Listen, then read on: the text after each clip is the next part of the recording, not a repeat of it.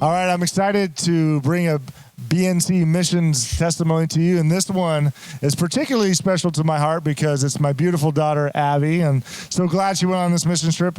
And it was interesting for Mary and I because Mary and I would go lead Mexico to mission trip, and Abby would come as a baby, and then for her to go on this Mexico mission trip without us, it was interesting to experience that for the first time as a parent. And so trusting the leadership and with Sergio and Carlos and Rocky as they led that, and so glad that you had an amazing time and God spoke to you. God did great things through you. So you have an amazing story for us. So why don't you tell us that story, Ab? I was working with the kids in the VBS, and I was nervous at first to be working with them because I didn't know Spanish, and I was afraid that we wouldn't be able to figure out how to do the crafts or anything. But we just started to just sit there and point and stuff, and it felt like we had a connection even though we weren't even talking. And me and the kids decided to, if we liked something, we would make a heart with our hands, and it just showed that we liked what they were doing, and it felt like we had big connections with them even though we didn't really were talking to each other. That's awesome. So weren't able to communicate with language, so you found another way. And so I know there's a couple kids that had a big impact on your trip there in your life. So tell me about those kids. One of the girls was really sweet, and she knew a little bit of English, but not a lot. And do you remember her name? Allison. Okay. And we were able to do dances together, and we just hung out, and she became really close even though we only had a little bit of time together.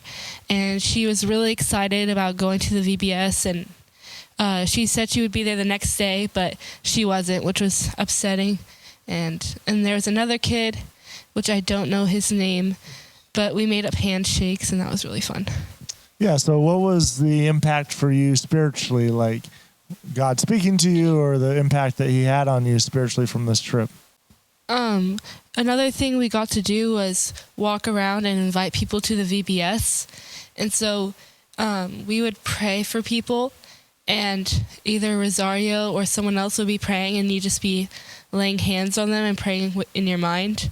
And I felt like they could understand even though we weren't even saying anything, and it felt like just like a connection again, but we weren't talking through that too. And then on a Sunday, we went to the church, and we would go around and we would pray for people by laying our hands on them and praying in English, even if they didn't understand us. And you could tell that we were still understanding each other through spiritually, not through words. So that was powerful for you spiritually. And so what was kind of the lasting impact or imprint that leaves on you spiritually? It just shows that there's so much more than just what you think you need to have a spiritual connection.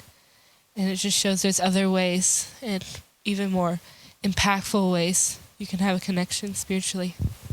So the team, we asked this question to the team on Sunday. So if we do another Mexico to mission trip, which I'm sure we will, and there's a kid who wants to go who's around your age, what would you do to encourage them or tell them that they should go if they're thinking about going? Not only did you have connections with people that you met in Mexicali, the team there, a lot of people I didn't think I was going to become close with. I had a lot of fun with them, laughter, and at the nights when we had just time to hang out, you became really close with the whole team, and it felt like a family.